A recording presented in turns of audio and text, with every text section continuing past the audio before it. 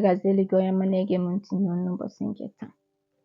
Biko ebe ọbụla isi wee na-enene m achọrọ m ka ị tọọ ntị n'ala nke ọma ka ị gee ntị, because na okwu a nchi ikwu kịta bụ gbasara Jpac, not only him, also Matthias Ezeaku, na all the people na-ekwujọ maka ndị men of God. Eziokwu na-ewe real men of God, wekwe fake. So, but this particular video bụ for Jpac mostly and Matthias Ezeaku, because a lot has been happening since last 2 weeks.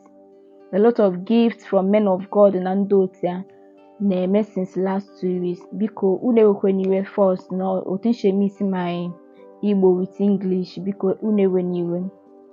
Now, achọrọ m ka ị na-anya n'ihe a dị n'elu ebe anọ. Ifu this thing dị n'elu ebe a bụ capture Jpac, that is his own write-up. Then a video of recent, I think about 2 days ago or something like that. Ọ bịa na-ekwu okwu maka love gbasalụ ndị Igbo, but that one m ga-ekwu ya later. Now n'ihe a gbasalụ gift Pastor Jerry Eze mere, akpa rice o kechelu, ma indomie, ma rapa, ma a lot of things, ma groundnut, ma ji. Because ọ bụgodị na watch the thing, ị ga-afụ the camera, ị ga-afụ ya na my YouTube. Na ọ bụ na ịfụ ya na, ị ga-afụ ya na my YouTube. M post ya yesterday. Ihe o kechelu ndị mmadụ is not only for widows, all the poor people na around that place keteche ya. It's not meant for Christian, it's not meant for ndị omenala. All meant for everybody, that is onye ọbụla ga-eketa oke ya. Now, not only that, 3 days back, Mbaka bịakwa kee nke ya, ịghọta.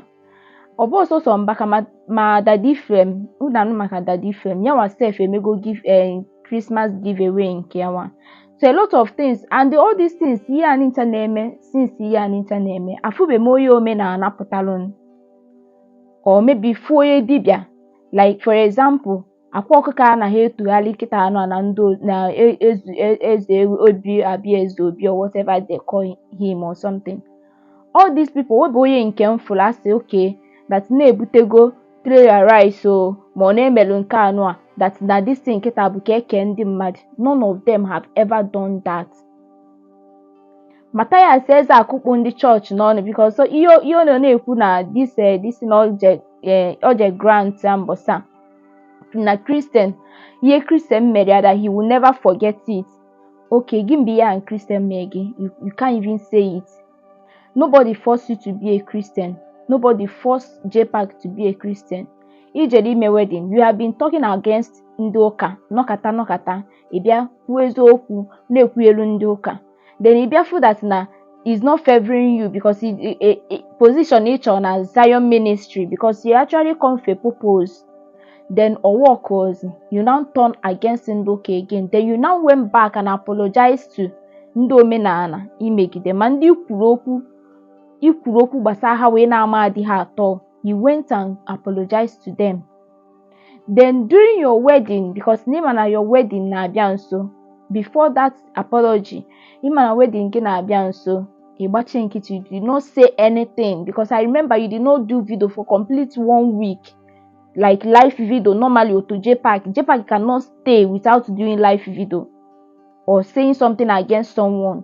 So mgbe wedding ya na-abịa kebe nso, Jpac rịọ ka ọkụ, or that support ndị ụka, or that support ndị omenala, or just no gbachi nkịtị, see that na ihe ọbụla bụ blog drag mmadụ na Facebook na ya da drag zi mmadụ again, na ewefuga aka na saga, not knowing that no we plan. Then Jpac jeme wedding gị, we meche wedding. A day, that is after that day meche wedding, the following day gbaghe camera gị na oge Okeke Njaka wee mee gị wee gbawọ.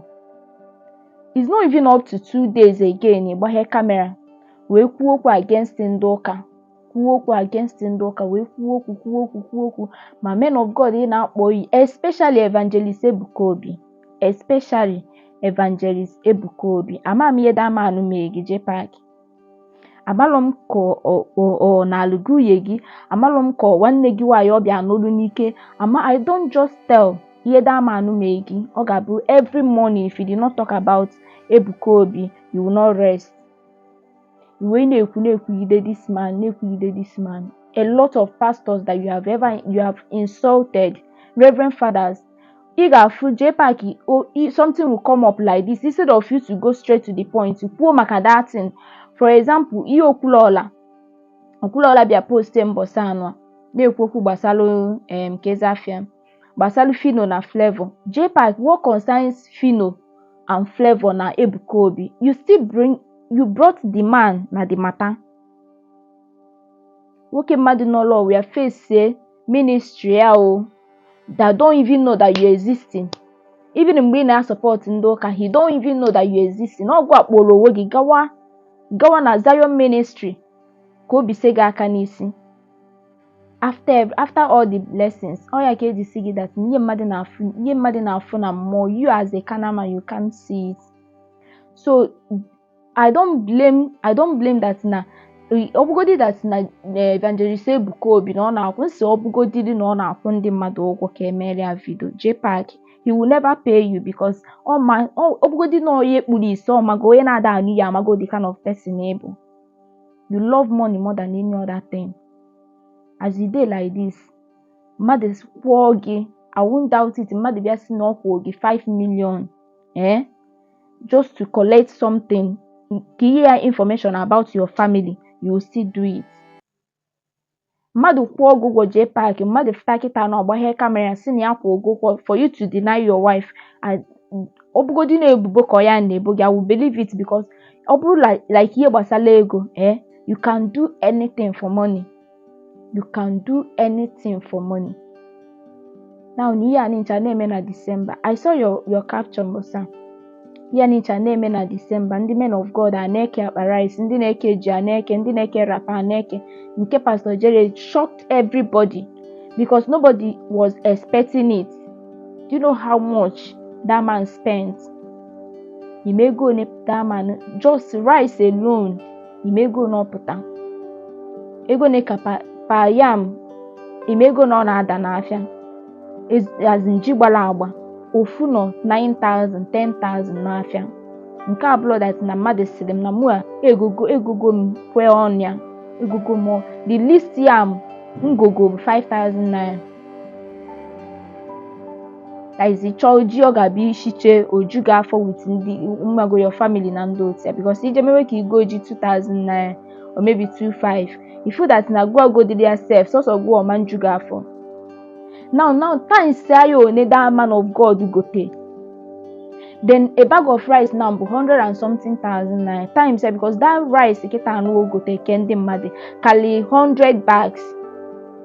Now the time say o no the tray like eji we budete the rice. Now to ya toftea. Ego ne bu carton of Indomie. Time say o no the. Imego ne rapa dị n'afịa. Nke a bụkwa no umie nonsense akwa na-eme. Ihe original one. A time say by ono butem. Anabiu na-eme hon gbaghe camera na-akọ rubbish. Unokwa na-eme party. All the videos mme ị na-eme na-post that na you are busy year season gị na ndị otu ya. It's all about party. It's all about party. Ebe na spend ego. Nobody ndị omenala nincha don't care about poor people. Ebe na spend ego na club, ebe na spend ego na ahụ mmanya na-eme nke ọzọ agha n'ego enu. But how much have you helped ndị nọ gị n'akụkụ? Ndị nọ gị n'akụkụ na-achọ ihe ha ga-eri, one ka iyegoro ha? Ndị na-ewelo ka ọ dị ha ị na-afụ dị n'ụzọ, ndị ahịyọ one ka iyegoro ha na this December? None. Webe n'ime unu ka unu la ndị ncha na-eme omenala nọ na Facebook aghụghasịcha mmadụ ntị. One n'ime unu pụtagoro mee ofu ihe ka afụgoda ya. Webe n'ime unu mere ya. But since this first week of December, all from one man of God to another, ha na-eke rice, eke nri, eke rapa, eke everything, just to make sure that na people for the year na this December, because a lot of people afford nri na December. Always some people man nke video Lozeus melumbosa one man na-ele akwa, ọ na-ele akwa kwere akwa 200 na ka ọ dị 300. The man say but the last price ọ ga-ele ya bụ 1000 naira. Mgbe Lozie si ye this man 100,000 naira ọ ye ya, I know how the man felt. Ọ dịka gasị nọ na-ebupụ ya ibu, like o wee bụ mmadụ bụ 100 ibu n'isi, ebupụgodiri ya ihe dịka 5 more 10. That money o yele ya, he was so excited but he cannot even talk.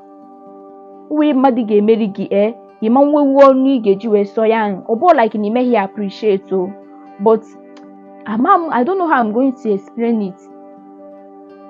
The man was so excited deep inside him. That shows that na already hope self, already mgbe o ji wee kwado self na ọ na-agba December, because if the man self ọ na-asị ihe ọbụla ya fụkwa.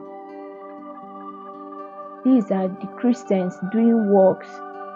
Then coming to you, Matthias Ezeaku, you have been going round na-akọ akụkọ gbasara ndị men of God, ndị na ha na-eri ndị mmadụ tight si ya tight asị ya.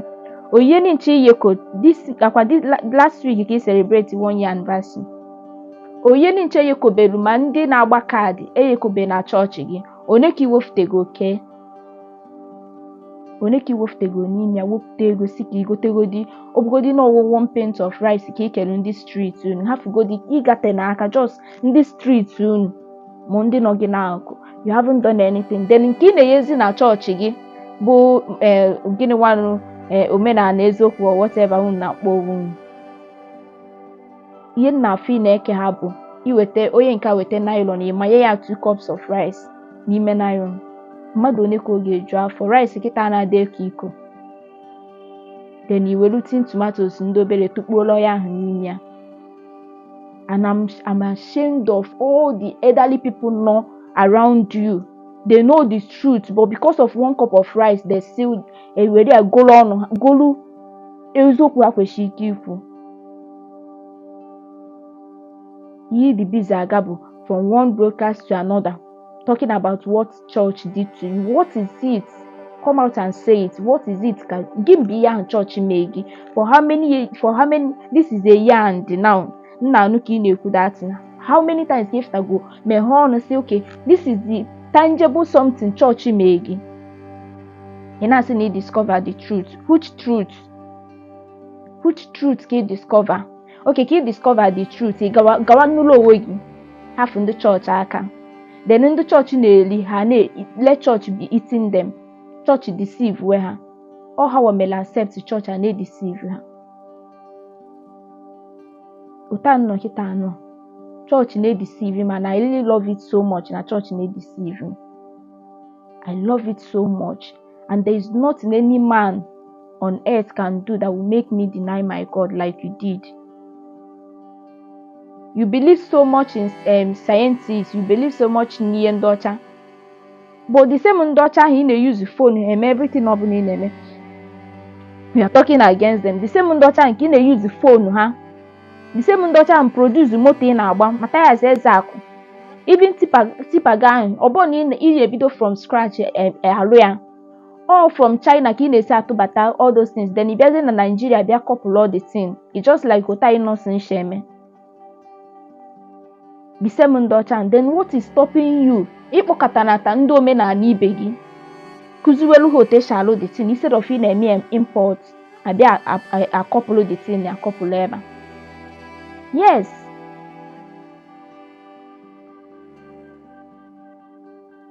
Yazukwelu no. Yazukwelu so malaso ya so niku imalaso so na. Je parking kacha adogu aka na ntị. Mbosi ihe ga-adagide gị. Iko ga-ejube. Mana mbosi oge eju. Ị ga-anọ ndị na-asị ọwụ bịa mana ọwụ ama mbịa. I will use Ijele as an example. Mgbe a na-agwa Ijele, do you know the kind of people Ijele insult to go na this world? Men of God o megolo insult. Ma ndị o si n'oge like Pastor Paul Eneche, o si n'oge ezuga ndị mmadụ ike.